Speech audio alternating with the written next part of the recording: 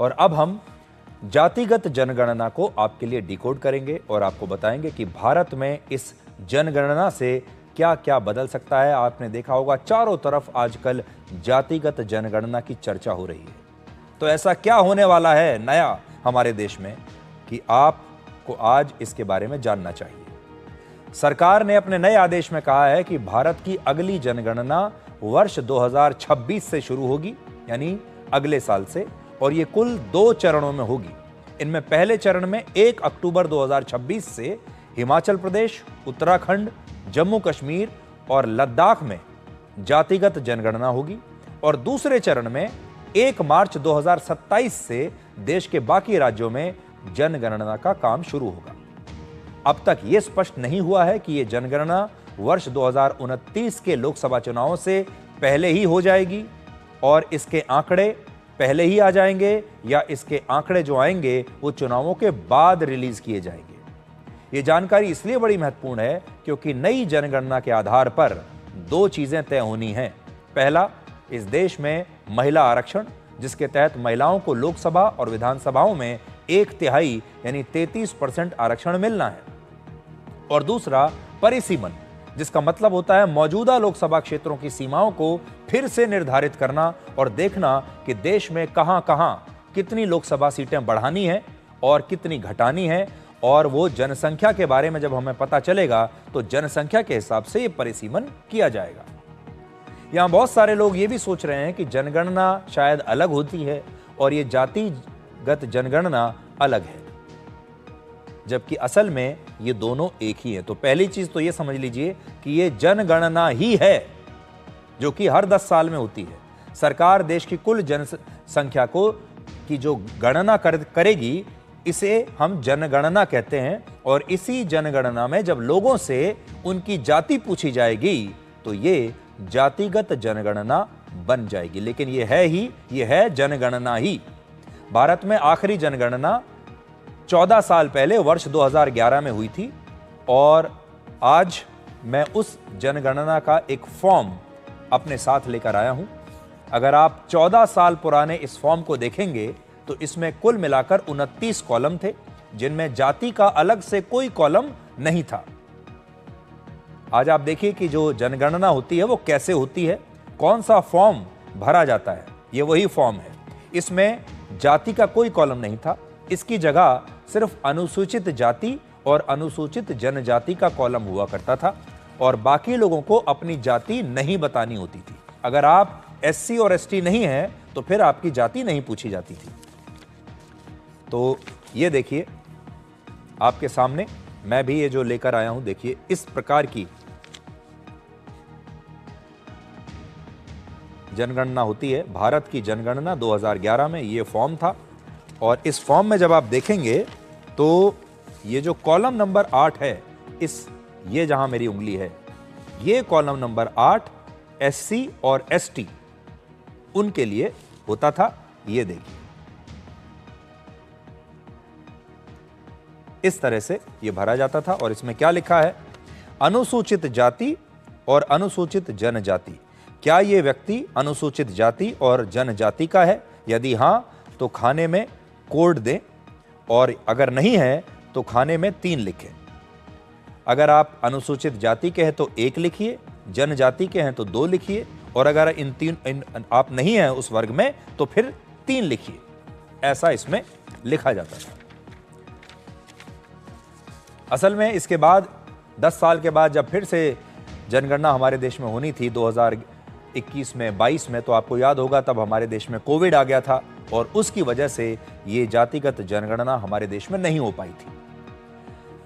अंग्रेजी में इन्हीं जातियों को SC यानी दलित जातियां और ST शेड्यूल्ड ट्राइब यानी आदिवासी जनजातियां कहते हैं। इन जातियों की जनगणना वर्ष 1951 से ही हो रही है क्योंकि इन जातियों को हमारे संविधान में आरक्षण देने की बाध्यता है। तो जब तक आपको पता नहीं होगा कि कितने SC हैं और कितने ST हैं तो उन्हें आप आरक्षण कैसे देंगे।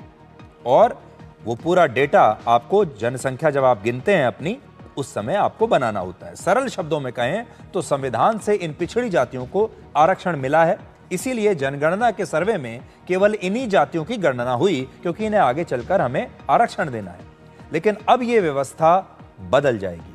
अब हर व्यक्ति को अपनी जाति बतानी होगी और अब देश को पहली बार पता चलेगा कि भारत में कितने लोग ओबीसी जातियों से हैं, कितने सवर्ण हैं, कितने अगड़ी जातियों से हैं, और इससे जातियों की नई रूपरेखा तय होगी।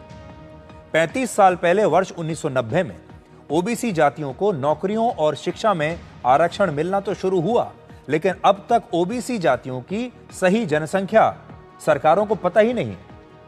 अभी सिर्फ अनुमान लगाया जाता है कि भारत में ओबीसी की आबादी शायद सबसे ज्यादा है, 50% के आसपास, लेकिन इसके आधिकारिक आंकड़े कहीं उपलब्ध नहीं है। कोई नहीं जानता कि हमारे देश में ओबीसी कितने हैं।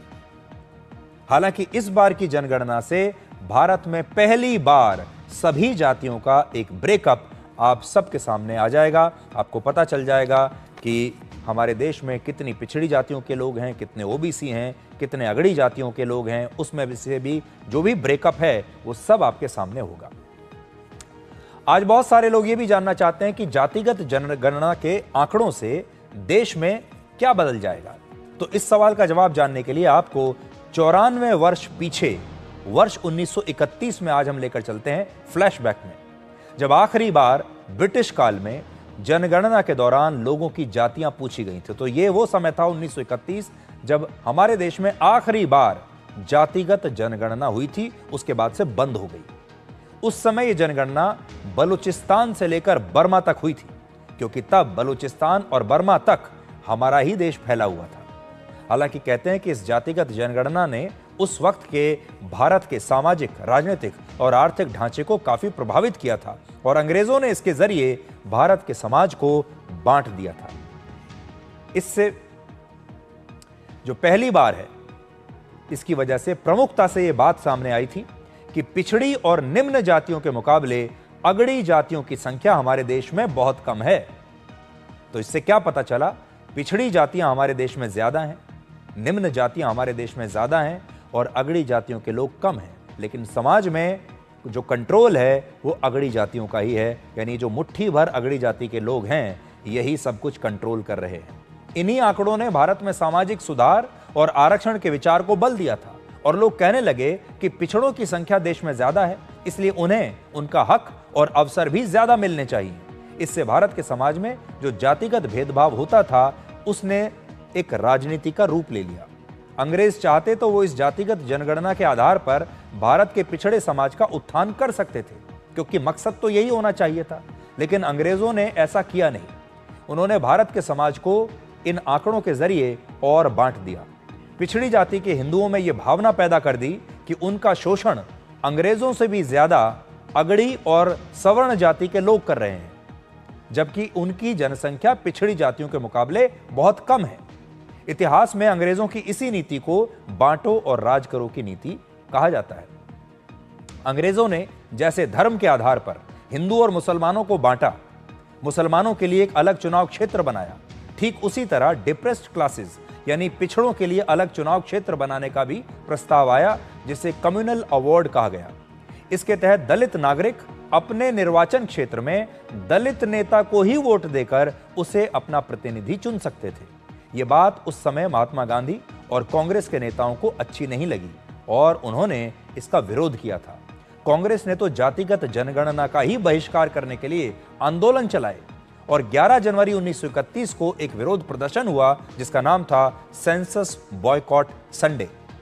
इस बात का जिक्र वर्ष 1931 की जनगणना की रिपोर्ट में भी है और इसका नाम है सेंसस ऑफ इंडिया 1931।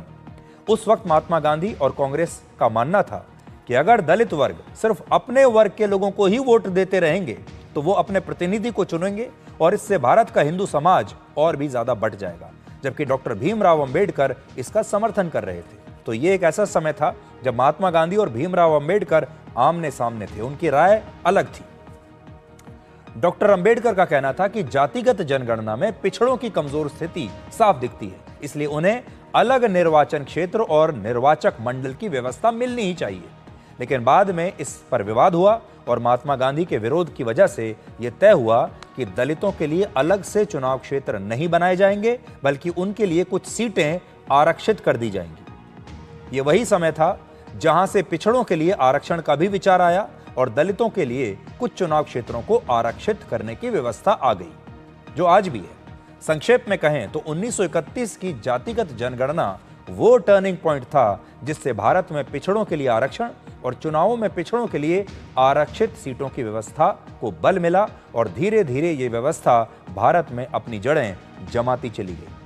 अंग्रेजों ने जिस तरह जातिगत जनगणना की मदद से भारत के समाज को बांटा, उसने कांग्रेस और उस वक्त के नेताओं को इतना डरा दिया कि आज़ादी के बाद यह फैसला लिया गया कि सरकार अब जातिगत जनगणना नहीं कराएगी और जनगणना में लोगों की जातियां नहीं पूछी जाएंगी। यह सिलसिला कुछ साल तक चला और बाद में भारत में मंडल आयोग की रिपोर्ट और ओबीसी के आरक्षण को लेकर 1970 और 80 के दशक में जो नई राजनीति शुरू हुई, उसने भारत में आरक्षण और जातियों की राजनीति को और मजबूत कर दिया। और यह वही दौर था जब काशीराम की बहुजन समाज पार्टी बनी, मुलायम सिंह यादव की समाजवादी पार्टी बनी, लालू यादव की राष्ट्रीय लोकदल जैसी पार्टियां अस्तित्व में आई, बाद में आरजेडी बनी और इन्हीं पार्टियों पर एक विशेष जाति और वर्ग के वोटों की जाति करने के आरोप भी आगे लगे, क्योंकि ये एक विशेष जाति की राजनीति करते हैं।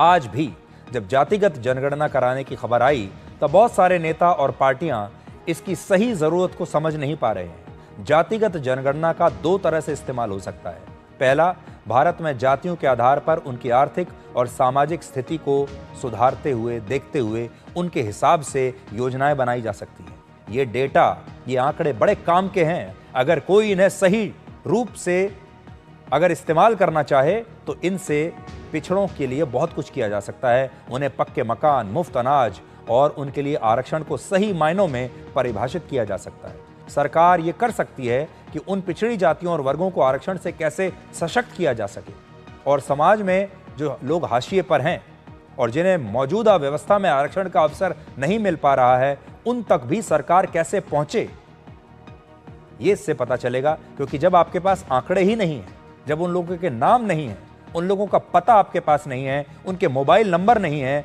आप जानते ही नहीं है कि किसी दूर दराज के इलाके में एक पिछड़ा परिवार रह रहा है, तो आप वहां तक पहुंचेंगे कैसे? इसलिए ये डेटा और ये आंकड़े इसलिए बहुत आवश्यक है। लेकिन दूसरा ये भी हो सकता है कि कुछ राजनीतिक पार्टियां जातिगत जनगणना के आंकड़ों को चुनावों के डेटा के रूप में ही इस्तेमाल करें और इसके आधार पर यह तय किया जाने लगे कि किस क्षेत्र में किस जाति के उम्मीदवार को चुनाव लड़ाया जाएगा।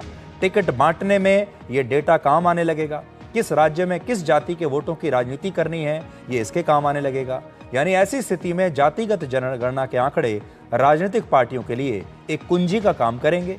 जैसे कुंजी में लिखा होता है कि आपकी परीक्षा में कौन कौन से प्रश्न आ सकते हैं, ठीक वैसे ही इस कुंजी की मदद से कुछ पार्टियां चुनावों की परीक्षा देंगी और यह डेटा चुनाव जीतने में उनकी मदद करने लगेगा। तो ये हमारे देश के नेताओं पर और सरकार पर है कि वो कैसे इसका इस्तेमाल करेंगी।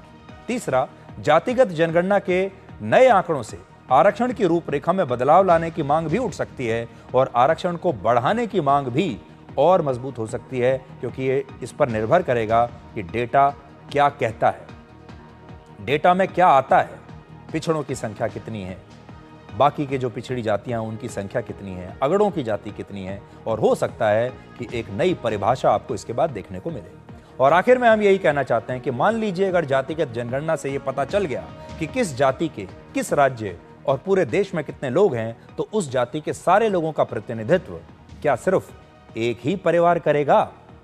ये एक बड़ा प्रश्न है जो इन सारी जातियों को सोचना है। अगर ऐसा होता है तो इससे जातियों की राजनीति करने वाले परिवारों को इसका लाभ तो होगा, लेकिन उस जाति के लोगों का उत्थान कभी नहीं होगा। उन परिवारों को लाभ होगा जो उस जाति की राजनीति करते हैं, जो पॉलिटिकल फैमिलीज हैं, जो एक एक परिवार पूरी की पूरी पार्टी पर कब्जा करके बैठे हैं और वो पार्टियां एक खास जाति की राजनीति करती हैं। तो उन परिवारों को तो फायदा होगा, लेकिन जो उस जाति के लोग हैं उन्हें कुछ खास फायदा इसमें नहीं होने वाला है।